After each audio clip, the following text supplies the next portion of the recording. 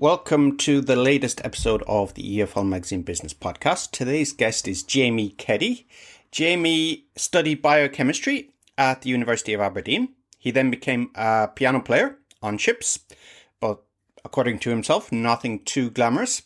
After getting tendonitis, Jamie was forced into a career change. He went to live in Spain and started working as an English teacher.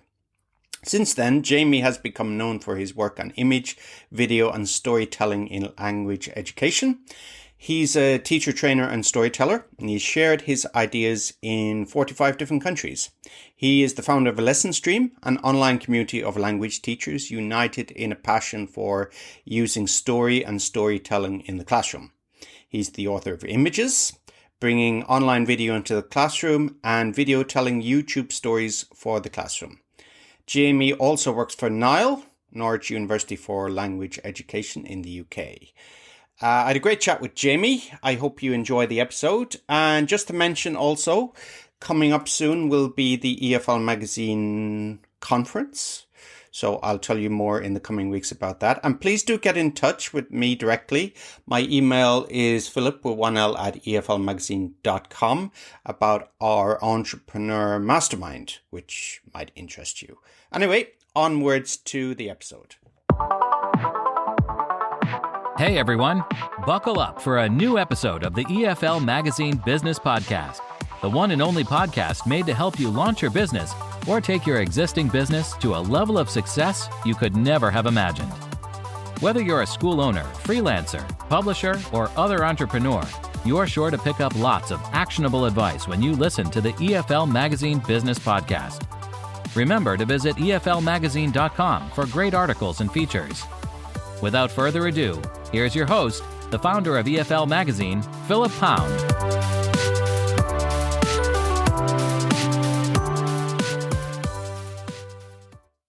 Great. Hello, everybody. Welcome back to the latest episode of the EFL Magazine Business Podcast.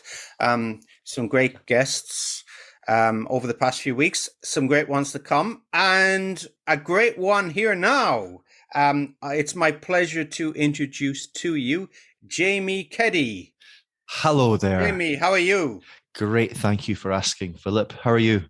I'm very well, and I see the sun is streaming in today behind it. It looks like a lovely spring day wherever you are. Where is that? In Barcelona, is that right? That's the Barcelona sun, and it's very welcome. It's been worse than Scotland over the last 4 weeks. Oh, It's really? been awful. It's been drecht.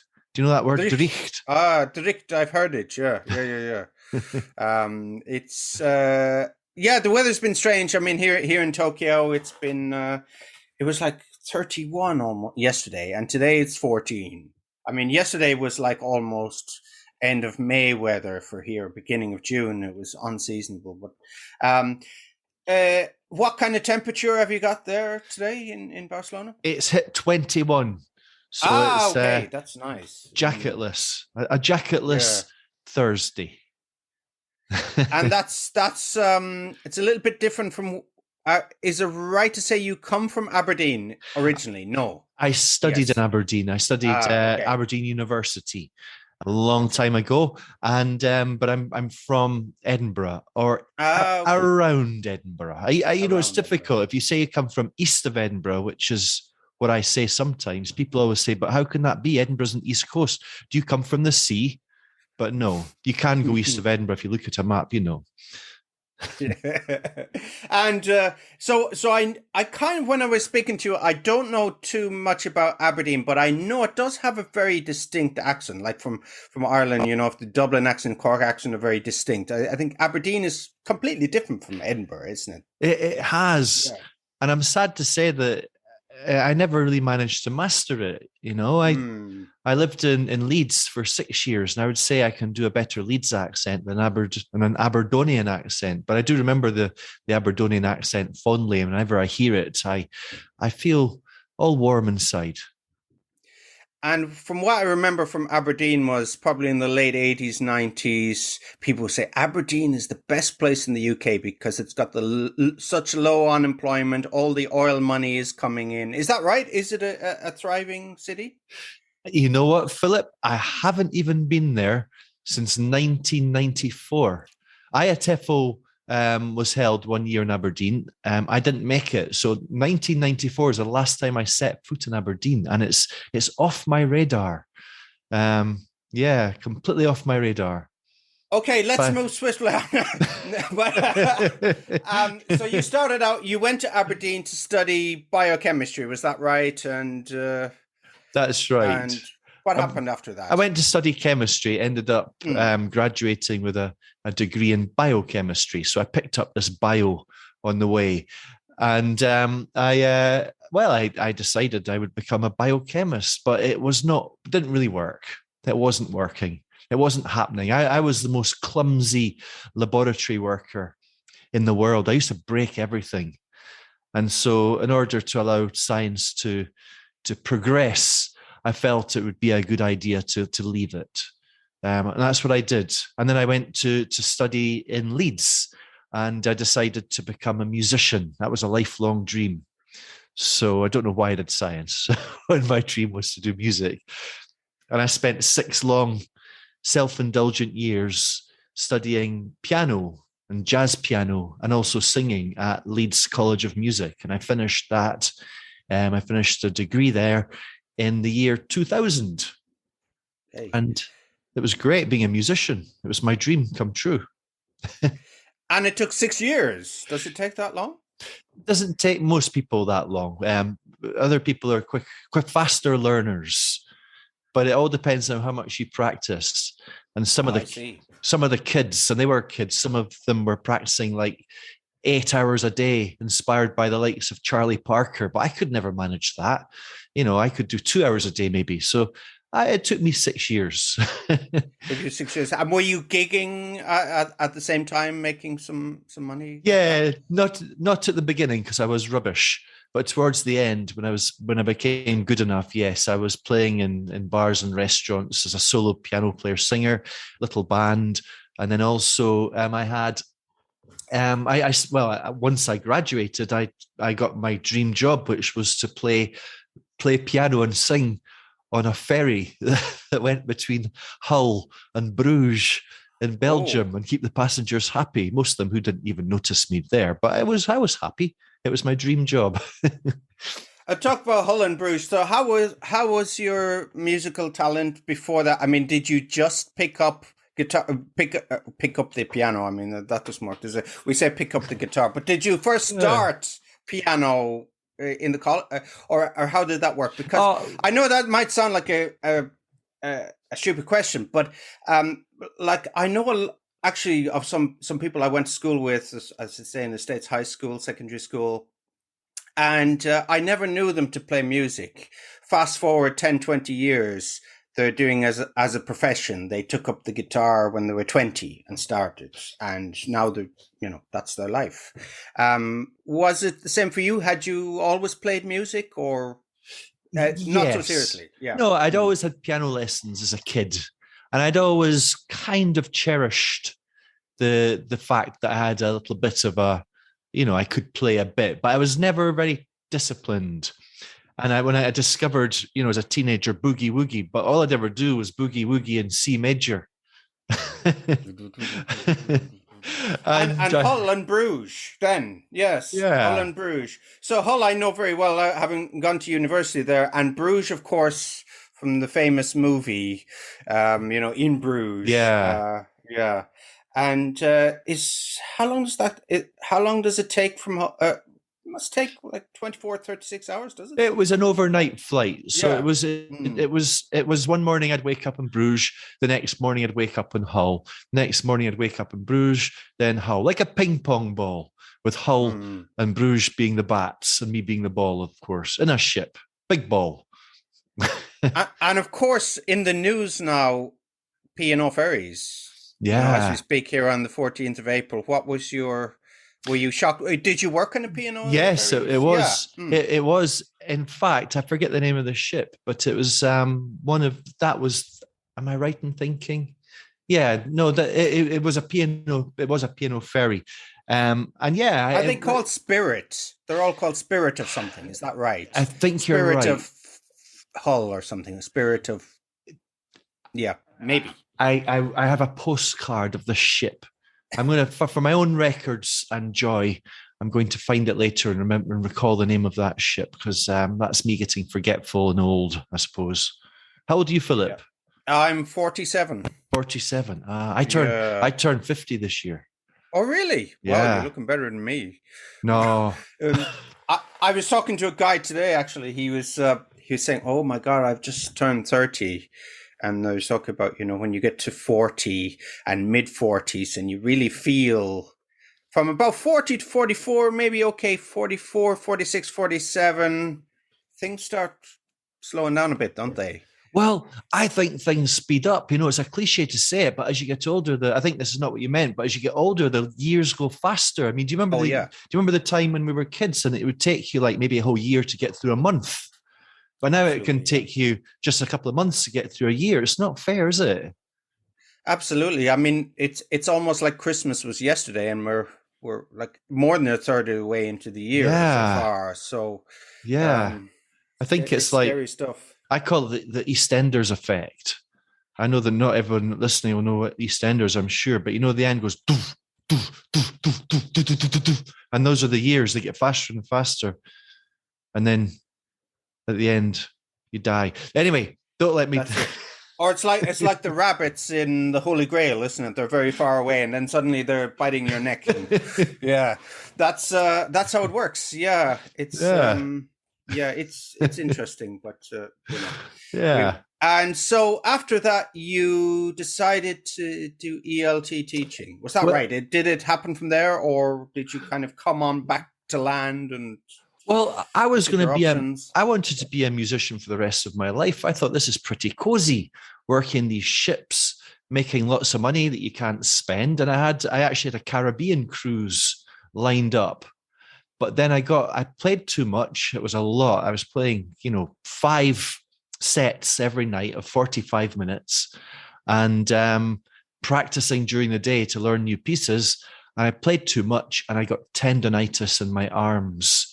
And I had to leave the ship when it was docked. I should point out they didn't make me walk the plank, but then I went back to Scotland. My parents thought they'd got rid of me forever, and I went back to Scotland and had to just hang around the house being miserable for a few weeks. And then my mum said I think she'd had enough of me, and she banished me, sent me. She said, go somewhere, anywhere will do. Go to Barcelona, go and do one of those TEFLs, she said. So that's what I did, one of those TEFLs. I never got back to music. That was it. Became a teacher. I'm a bit of a sort of, I find passions. And once I found a passion, I find it difficult to have more than one. And my passion had been music. And then it kind of became teaching and language, and it became all one of the same thing, language and teaching. And so that was my entry into where we are today. Gotcha. Yeah. So just thinking about your tendonitis and your over practicing, as Malcolm Gladwell says in the book, that 10,000 hours wasn't the Beatles in Hamburg, but it didn't quite work like that for you. Yeah, That's right. There should have been a warning in that book. 10,000 hours, but not, in 6 years. So tell me about tendonitis. Is it something you have to manage? Does it go away? Is it a chronic disorder? I know very little about it. Well, I know, considering I had it, Philip, and considering it changed my life, I also know very little about it. I am a bit of a hypochondriac in the sense that I always assume something's wrong with me, but I just never get around to going to the doctor, and I never get around to finding out much about these various ailments. I think that I used to be really interested in biochemistry and biology. And then once I'd done that, I started to take a little bit of a lesson. There's old people. Have you ever noticed how old people know ailments inside out and the different drugs they're on and all these pills they take, and they can talk about them at great length? I worry that when I get old, I'm not going to have anything to talk about.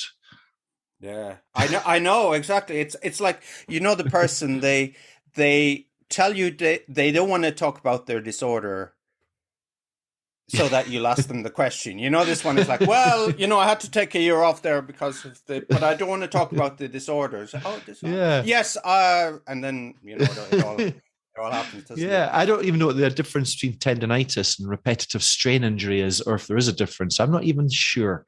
Yeah, don't even really know. Okay, so answers on a postcard, please, for people listening in. As well as the name of my ship, please. Yeah, the name of your ship, Spirit of Hull, maybe. You would have remembered that one. I think I would have remembered if it was that. It was to something. Hull and back. It reminds me of the Fools and Horses episode. So yeah, okay. So you decided let's do a little bit of Teflon, because that was these things are, what is it? You get parents, guidance counselors, and they say, well, here's a guy now, maybe in transition between jobs, maybe gap year, or, just newly graduated. And you know what?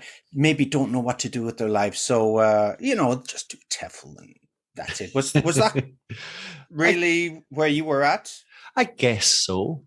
I guess that's the case. It is. I mean, I don't, I'm guilty of that. Yet at the same time, we're all at the receiving end of the way that these things are portrayed and sold. It is an industry, and we're all consumers to it, I suppose. And so it's no coincidence that I bought into the image of going abroad, teaching English. And it's, I very, very quickly realized that that's not what it was about. Well, it is about that, but that's not the driving force or behind it, or the reason for pursuing it, so very quickly became very passionate about it. And strangely, despite the idea of going all over the world and doing it, I only ever really taught in Barcelona. However, I've been all over the world as a trainer. So yeah, that doesn't really make much sense, does it? So yeah, because a lot of TEFL teachers, or some people call them backpack teachers, they tend to go from one, or that used to be the moniker, wasn't it? So you go from one city to another city, you experience someone for a couple of years, and but that wasn't you. You stuck your roots down. Is that even a thing these days? Backpacking teachers. I mean, young people that want to travel the world, they become digital nomads, don't they? That's what they refer to themselves as. And it seems to me that digital nomads are often driven by their careers as well. Backpacking teachers, at least the image of them, were driven by the travel and the backpacking. I don't know if it's the way that TEFL's still sold, or it was an idea that still exists. I don't know. I think it does, because I've interviewed a few people actually in this industry. I think there was obviously with the COVID situation, people were, but still there's a demand for teachers, and it tends to be demand, and then it moves to another country, and then it goes on somewhere else that's developing. I think in the 80s, 90s was Japan, and then China in the 2000s was huge. Yeah. And now, of course, China's more or less shut up shop. I think Cambodia, Vietnam are quite, rising middle class, big population. So I think a lot of people are still going there. Maybe Africa is the next place to go. I don't know. That's kind of a thumbnail of what I know about the industry so far. And Ecuador and South America, I think. Oh, yes. Yeah. Yes. As well. So you decided to start teaching. Where did you start teaching first? Was it just in a language school, privately? School? Was it? I don't know what it's called in Spain, but in Japan they call it ALT, assistant language teachers. You assist the teacher in the junior high school classroom. Does that exist in? No, that doesn't exist here, not mainstream anyway in Barcelona. At least I'm talking about the private language schools. So once I'd done my cert TESOL qualification, I was straight into a private language school here in Barcelona. No assistant, just me and kids, lots of kids. And that's the language school. This was in 2002, I think. It's closed down. It just closed down last year. So it's kind of marks the end of an era in a sense. And from there, I worked, it was called London Language School, and then I worked in another couple of language schools. But then I tapped into this rich vein of lawyers and hotel managers. And so for a large part of my teaching was one-to-one or very small groups with professionals, the professionals being lawyers or hotel people. And so there was a lot of English for those purposes and a lot of kind of one-to-one and solitary teaching on my part. I remember having a little briefcase. I'd walk around the streets of Barcelona, going from one place to another place. So a lot of my teaching was quite solitary without the support from the staff room. Yeah. Yeah, that's familiar to me, being a freelance operator, and I mean, not so busy now in Tokyo. I mean, the market has completely changed, and COVID, business people don't need to take English for business trips, or haven't been for the past couple of years, and a lot of company budgets have been curtailed as well. So that's the sad reality. But the advantage, of course, of being freelance, being your own boss, is that you don't have to get involved in office politics, and you can just come and can breeze in, breeze out, and Exactly. It's true. Yeah. And there's a lot to be said for that. You're right. Yes. And then you were teaching for a few years, and what happened then? I know when I was teaching, and I was in China, and I came here, I decided to start the magazine maybe 6-7 years ago. It was like, well, this English teaching thing is not so lucrative, is it? And I'm not getting any younger. And I think for a lot of listeners, they probably in the same boat. They'd be like, well, we want to do our own thing here. We want to see, should we go freelance, go out on our own, how we can bring in more students, more customers, how to market. So for you, what was the motivation in starting a little plug, Lesson Stream? Oh, well, before Lesson Stream came, what happened was, as I was teaching, and as I was getting more passionate about teaching, I discovered there was a bigger profession. So although I didn't have a staff room, I should say, and didn't have colleagues, I discovered that there was a profession of like-minded teachers who were interested in development and interested in networking. And as soon as I discovered this, I was desperate to get to one of these conferences and give a talk. And so that's what I started to do. I did my first ever talk at a conference in Barcelona, and then I went to Madrid and did another one, and then just became very active in that way, spending lots of money sending myself to conferences, and then through that way got an opportunity to write a book, for my first book for Oxford University Press. And please mention the name of the book. Images. 2008. And then another one came, Video, 2014. And what was happening, you see, was that, this was as the internet developed, so did the different types of material. We went through a very visual phase where the internet was all about images. It went from text, it went to images, it went to moving images, video. And so what we saw during this time was a very different way, a very different type of material.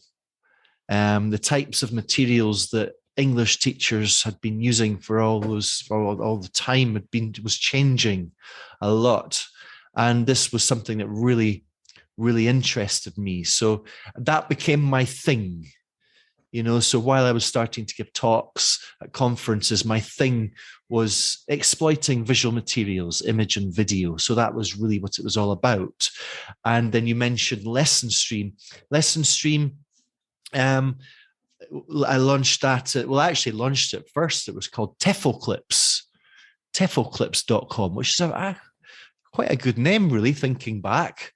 And what it was just me sharing my video-based lesson plans with teachers. So I was creating PDFs. They were each based around a lesson plan, based around a video, a viral video, something I'd found on YouTube.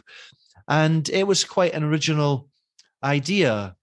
And that I won an Elton for that. And that then turned into Lesson Stream. I'm still not sure why I changed the name, but I would say it's one of the biggest mistakes I made in my life.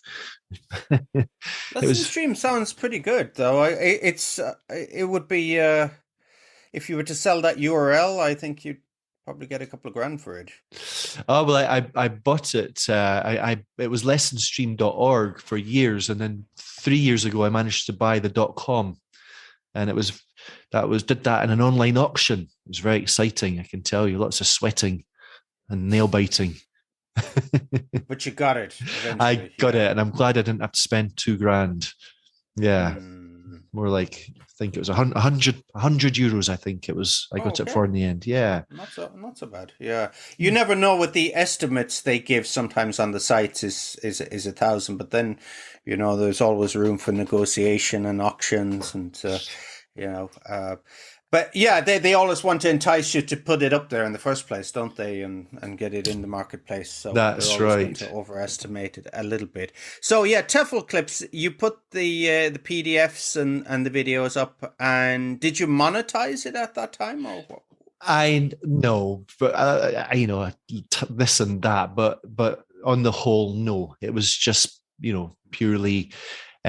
Take this, it's free, have it. It took me years, looking back, Philip, it took me so long to understand some very basic principles of how to do things online. For years you would watch the traffic and you'd get, oh, it's great, I'm getting all this traffic to my website, without knowing why. What does it mean? And it didn't for a long time occur to me that I should be I have a mailing list, so collecting people's emails, for example. So eventually I did that, and I had quite a nice sized emailing list. And then I didn't know what to do with it. So I was sending out something free once or twice or 3-4 times a month. And even then I'm thinking, why am I doing this? And I'd be great, my email's been opened, 2,000-3,000 times. But why? What's it all going on? Well, maybe I should try and create something to sell. Maybe try and make a living rather than living in squalor. Try and make a living at doing this. It's incredible how long it took for that to occur to me. I don't know why it did, but it did. And so I know exactly where you're coming from on that. Yeah, so I can. Yeah, please continue. Yeah. Mm-hmm. So Lesson Stream went through a sort of a concept change 3 years ago, and what Lesson Stream is now, it's a community first and foremost, a community of teachers with a common interest in story and storytelling, using story and storytelling in the classroom as a way to engage students and get them doing stuff. Get them learning, get them thinking, get them reading, writing, all that sort of thing, you see. So we're a community, and the community members get access to the database of, the library, I should say, of lesson plans. So I try to create about 3 lesson plans every month, and every lesson plan is based on a story, whether it's a video, whether it's a short film, because that's why I see videos and short films and adverts. I see them as essentially being stories. In fact, I often see that I consider that teachers are attracted to authentic materials, not necessarily because they want authentic language, but because they want good sources of story, and so do the students. And that's primarily why we want to use authentic materials. So I always say the lesson plans are story based, whether it's based on a video, a song, an image, a piece of art, an advert, an urban legend. or maybe something I found in an article or a podcast. The most recent lesson plan, for example, is based on a short excerpt from a podcast that I heard from the New York Times a few weeks ago, about a group of young people who have had to go back into lockdown, indefinite lockdown. They've had to leave their jobs, they've had to leave their places of education or study and go back home. And the way into this lesson plan is for students to reflect on the time when they had to undergo lockdown and what it was like, and then why could these young people be going through this now? And these young people, as they find out, are all women. They're all women, and they're based in Kabul, Afghanistan. And it's this fantastic podcast from the New York Times that interviews this group of young Afghani women in Kabul, talking about their experiences since the Taliban took over the country in August last year, 2021.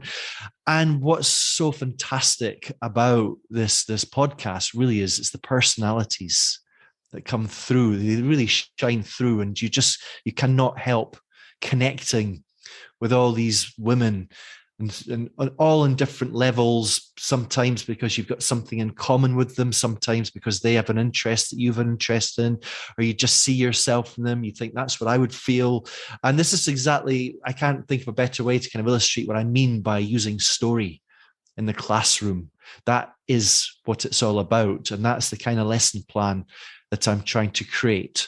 That's a very, very harrowing story, and they're definitely not all like that. I like to keep things very light as well, but look for stories that really do connect us, connect students, and get students really engaged, curious, motivated to talk, and all that kind of thing. And that really is what is at the heart of Lesson Stream. It's the community, it's the lesson plans, and it's the story course as well. The Lesson Stream story course. How did that sound to you as a plug? That sounded fantastic. Yeah, it's obvious that you have a passion for the site, what you're doing, for the subject matter as well, and for just using story. I mean, you just become animated when you talk about it. So it's a labor of love, really. It is. Yeah, it has been for a long time, and I've got I have a backlog of lesson plans to get through. I've still got this huge pile of ideas to get through, hopefully before I die. But that's kind of, and the Lesson Stream story course as well. We're about halfway through that. I upload a new piece of content, maybe we work through a new unit maybe once every 2 or 3 months. So that's also a labor of love. But we've got a good community of teachers, and very, passionate and good people to work with. I'm very lucky to have them. Let's extend that plug a little bit. So we know it's lessonstream.com. Does .org still work? I mean, .org will take you back through. It'll divert you to .com. Mm-hmm. Yeah. Yes. I thought you were going to say a portal into another dimension or something, the way you had that set up. But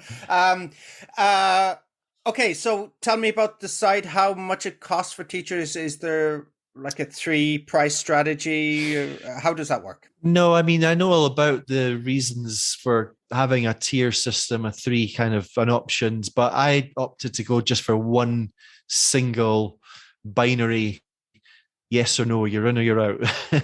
And there's monthly or annual. So it's $8.99 a month, or it's $89.90 per year.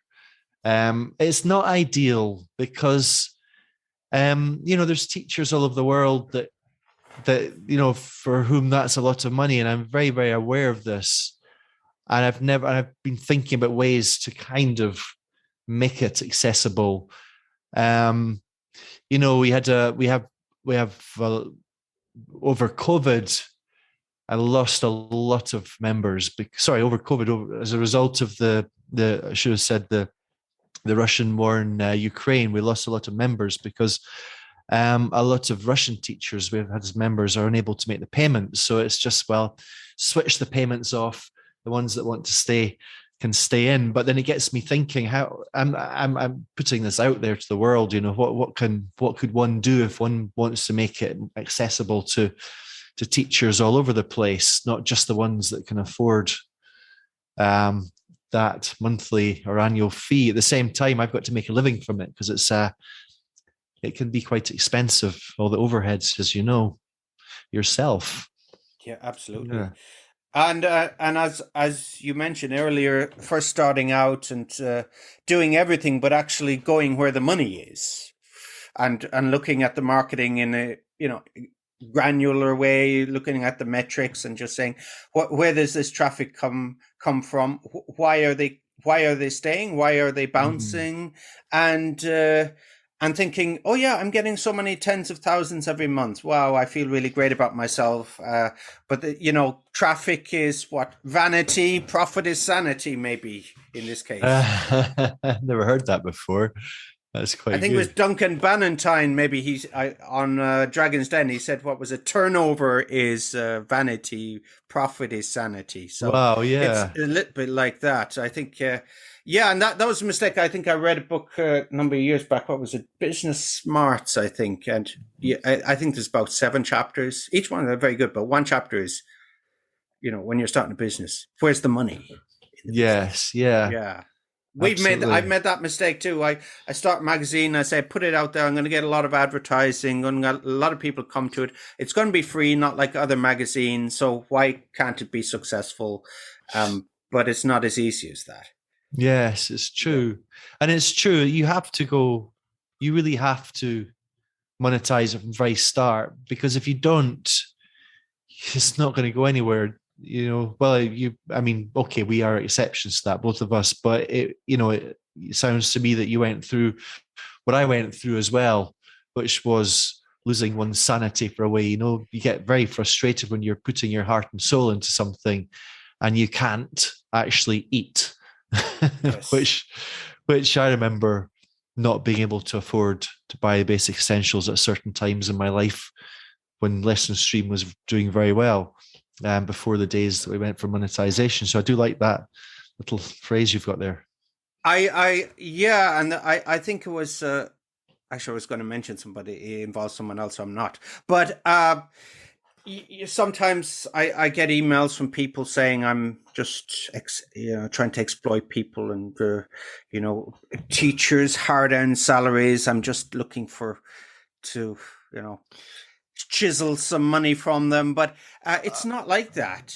We get entrepreneurs. Yeah. No, I get that too occasionally. Not that often, but occasionally I get that. Yeah, not often either, but it does stand out, doesn't it? I got some very angry emails from people when they realized that Lesson Stream was going to now be a paid a subscription model, and but people, they get used to things and they don't often see they don't understand what it is to be doing what we're doing. So yeah, it's not a big problem really, is it?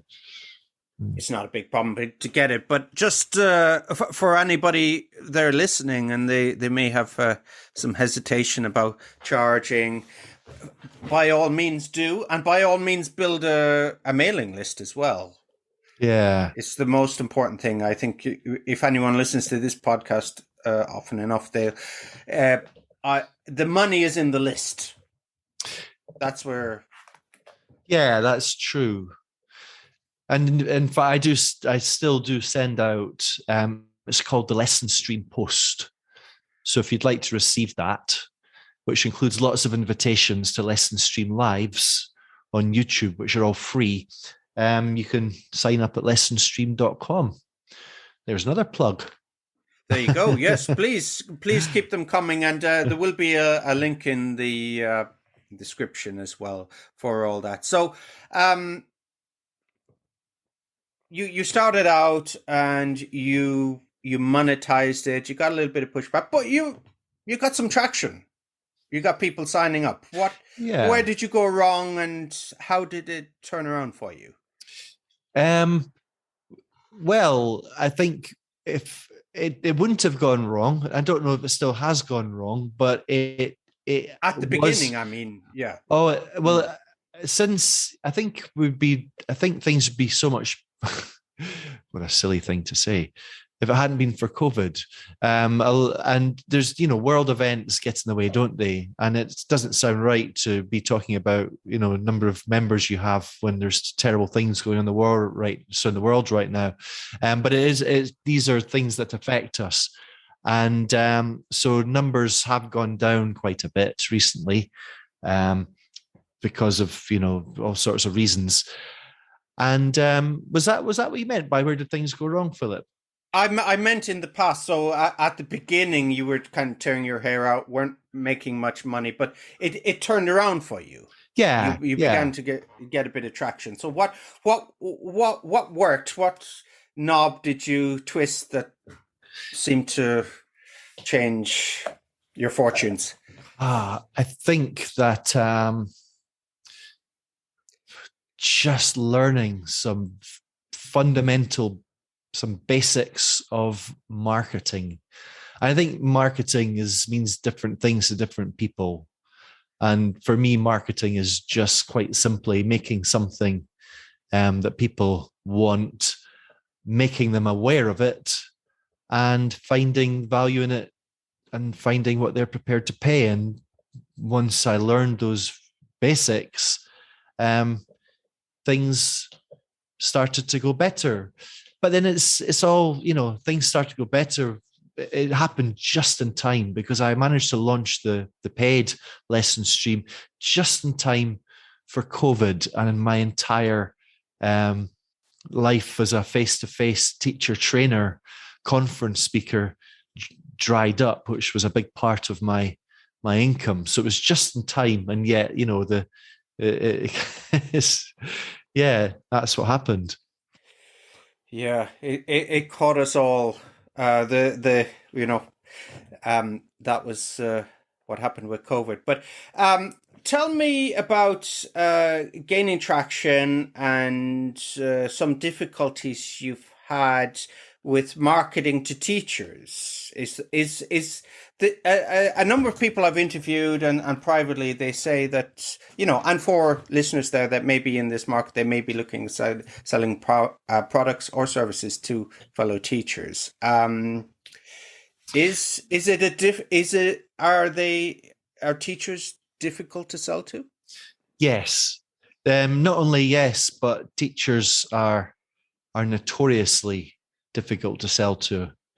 I had I got involved in a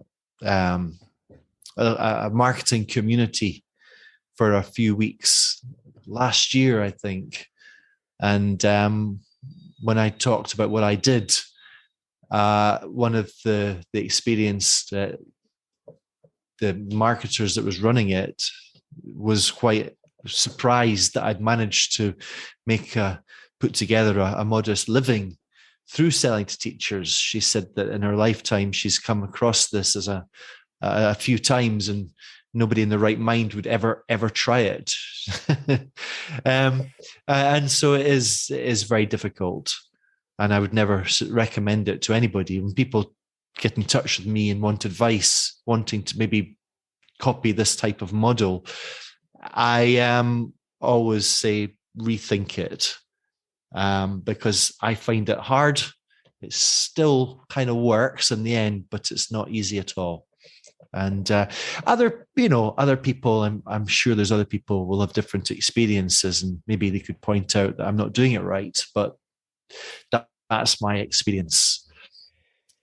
Yeah, I think I was having this conversation with somebody a couple of weeks back, and there were some websites offering news lessons. I'm not going to mention names, but I think one was CNN, wasn't it? It was backed by CNN.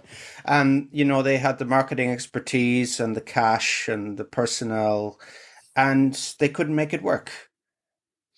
Yeah. So I don't know what went wrong there, but there was also another website that was offering something similar, and that didn't work either. But this, was targeted at teachers and students. But yeah. Yes. Yeah. Sounds familiar. Yeah, sounds familiar, of course. So, so you moved on, and what's next for Lesson Stream? So where do you see? So you said you've lost. I mean, you still have them, but they're not currently paying in Russia. And where are you going to get your new members from?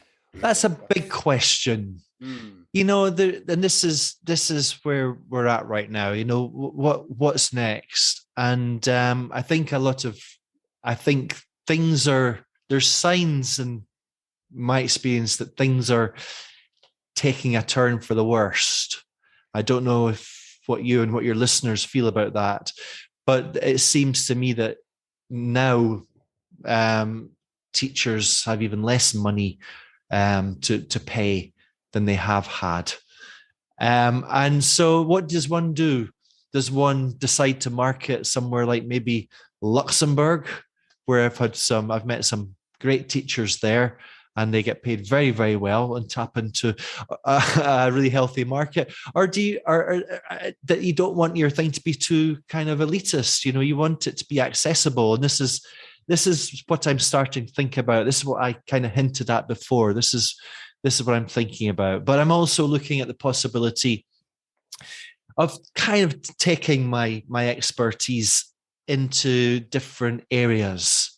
I've already done a few in company training sessions where these are not language learning related. This is much more about how to improve your story and your storytelling. It's a little, just the start of something I've been setting up. Do you want me to tell you what my URL is? Please do. It's storytellers.com, but tellers spelled TLRZ. I just bought it yesterday, so I've got it wrong already, but there's nothing to see there. Tellers, TELRZ. Yeah, storytellers.com. And I've got a cool little logo design. But that's what it's going to be. That's what it's going to be as an experiment to sort of look for possible new markets, to find other people, because my thing is helping people to recognize what's become helping people to recognize their own personal stories and to tell them better. And it's been exclusively aimed at teachers, but I think there's a lot of more people that could benefit from this. And that's what this is really an experiment. It's all about looking at who those people could be, whether they're YouTubers or podcasters or bloggers or parents or marketers or business people or trainers or stand-up comedians. There's a lot of possibility, I think, and it's all about exploring. So let's talk a little bit about making videos themselves. So videos as a marketing tool, or in the classroom, how to look good, sound good, what works well. I mean, if I think I mentioned somewhere else about Mr. Beast. I watched a few of his interviews, and I think that's gold really for YouTubers. But yeah, I also have a guest coming up in a couple of weeks. We're going to talk about podcasting. So I'm really interested in learning about that, because she has something like 5 million downloads a month. Wow. So I'm well in the shade there. But tell me about using videos in the classroom or as a marketing tool. Any tips for people who...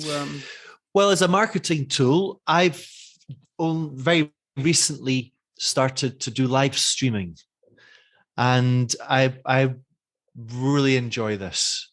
You can see on the Lesson Stream YouTube channel, you can see some of the past recordings, and sometimes I'll get a guest, sometimes I'll just go solo. And I don't have a fixed timetable at the moment. Whenever I set one up, I just let my subscribers know, and we usually get about 100, maybe 80, 100 people. And what I'm doing here is, apart from, I think it's a really nice way for me to channel what it is that I do over the years. I think it's the skills that I've learned are perfectly suited to this. And so really, there's a sort of three reasons for doing this. Number one, it's a great way for me to get my content out there. I mean, I've thought about podcasting, and podcasting may happen. And the second reason, it's a marketing device, because I can talk about Lesson Stream. I can give people value through the live streams, but say if you want more, you can subscribe to Lesson Stream. And the third reason is to try and build up a healthy YouTube channel, which is something I've never done before. I've never broken through the 4,000 hours of view time, which is necessary for you to monetize your YouTube channel and enter into the YouTube partnership. So it's Russell Stannard has been. He's good at this. He's got a very healthy YouTube channel, and he's been saying you've got to take it more seriously, Jamie. He's been saying this for years, so it's looking quite good. I've got the views come in the channel now, and so do the hours, and that's what I'm doing now. But you asked how people can improve at that. I came across by mistake a video I made 6 or 7 years ago, and it was cringeworthy, Philip. I looked so uncomfortable. I looked like I didn't know what I was. No, I knew what I was doing. I knew what I wanted to say, but I just didn't feel comfortable about doing it, comfortable about saying it. And it's incredible to see how you can progress as a storyteller, or as a presenter, or as a communicator in front of the camera. And that's the same in front of an audience as well, but the two are very different things. And I think that you can give tips to people, you can watch them and give feedback, but really at the end of the day, you've just got to do it. You've got to put in the hours, and that's the only way you're going to develop, I feel. And as the saying says, to get better at something, you have to go through the discomfort of sucking at it. Isn't that right? Exactly. Yeah. But it's actually worse when you go back. You might think, I listen to early recordings, and you might think that, I progressed a lot here and I'm doing well, but actually the reaction is not really like that. It's, as you say, it's cringeworthy, isn't it? That you say, yeah, but we should never cringe at these things. Well, unless you're Will Smith, you should certainly cringe at that. But in general, I think that we can watch ourselves, and we can learn from it. But it happens to everybody, doesn't it? I know you probably follow him. I actually haven't listened to so many of his podcasts recently, but he's a famous online marketer, Pat Flynn. You probably know his work. Yeah. And actually, he did a whole episode. He broke down his early episodes, and he even said how bad I was, and this is where I went wrong. And, and he's a very kind of encouraging person anyway. So I think it helped a lot of people who first start out in video. So I think to start video and to get good views and views to the end, you have to somehow drop little breadcrumbs along the way, don't you? You have to keep them to the end and say the big reveal, or, and the top 4. And then you say, oh, actually, we have a bonus one, but let's just do a walk around the city first. Yes, like yes. Well, I mean, I know about these tricks of the trade. I tend not to go in for those. I tend to focus more on the story. So rather than having a list of things and promising this or promising that, I try to use story. And it's very much more a standard storytelling approach. And by that, I could be talking about the likes of, I'm using some kind of narrative hook, but rather than that narrative hook being a promise of a free gift, the narrative hook is the promise of curiosity, because you want to know what this is all about. For example, when I went back to talking about these young people who'd gone back to lockdown, if I did that right, then you should have been thinking, who are these people and why? And that if you just keep listening, those answers will come. So that's keeping people engaged using story. That is my thing, rather than the kind of markety ways of doing it, which is fine. It's just it's something I do much less. Yeah. But it's very, very much being a good teacher as well, rather than handing the questions to everybody, spoon feeding them the answers, is to get them to come on the journey of discovery and curiosity and, work it out for themselves or come to the conclusion. Yes, that's right. Yeah. And then look for a way to bring them into it and the students themselves. And, what is it? One of the task there is for students to then look for one of the individuals in the podcast and explore a connection that they make with her and why. And there's a lot of reasons for doing that. So that's where the story ultimately goes. You see, it's always about not just that one person speaking. I think this is really important because if we're talking about teaching in the classroom, we're talking about speaking on video, you've always got to be thinking about your audience. And the more you know who your audience are, the more you know they're right there when you're listening to them. When you're speaking to them. And that also makes it easy. I think when you start making videos and you don't have an audience, it's like, who am I talking to? But when your audience grows, they become your friends. And I think that also makes it quite easy too. Exactly, and that's the main point. What they talk about student motivation and for videos is to be relatable, isn't it? A lot of older textbooks, people couldn't relate to the characters and the scenarios, could they? And in the role play section. So, you have to adapt them. For example, if I have a class, maybe I teach like 19, 20-year-olds, and one class, all of them like K-pop music. So it's like you make something there. And maybe that's a tip for you if you want to teach Japanese, Korean, that demographic, do something on BTS or Blackpink or one of these. I don't know if you follow K-pop so much. Do you have children? I don't. You don't. I don't follow K-pop so much, but I have a friend who's got a little girl who does. So I do know a little bit about it. If it wasn't for her, I'd probably know very little. Yeah.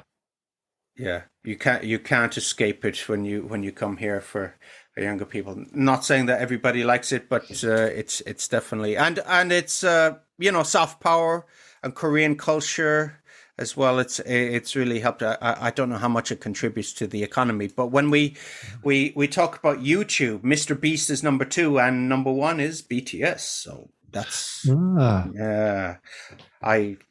I think one of these top 10 videos, actually, I watched this and they do the countdown and the big reveal. So Jamie, it was a real pleasure talking to you today, and I really delighted to hear about your story and your success and how you turn things around and what you learned, and your optimism for the future. You're a person who's I would say indefatigable, you're resilient, and you can bounce back, and your enthusiasm for your work really shows. Oh, thank you so much, Philip, and thank you for inviting me to be here with you. It's been really nice to connect with you and meet you after all these years. Yeah, we've been kind of sending emails at different times, and so if people want to just give a plug to some of your books there and Lesson Stream, and if people want to connect with you, what's the best way? You're on Twitter and Facebook and LinkedIn, and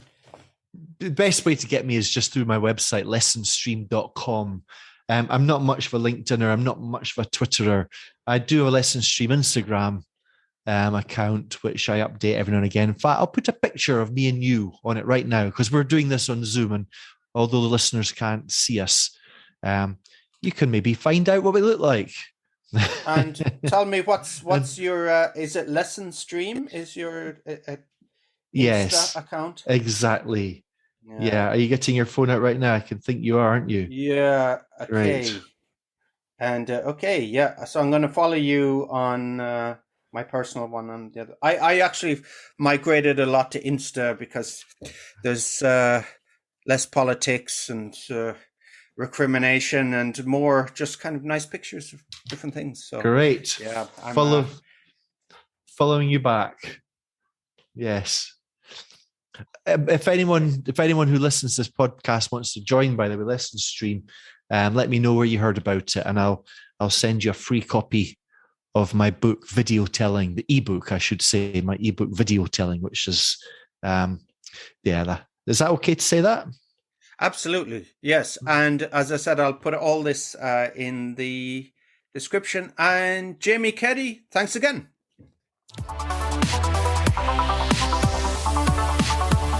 Thanks for listening to the EFL Magazine Business Podcast with Philip Pound. For more great advice and resources, check out eflmagazine.com. If you found this podcast helpful, be sure to subscribe so you never miss an episode. See you next time.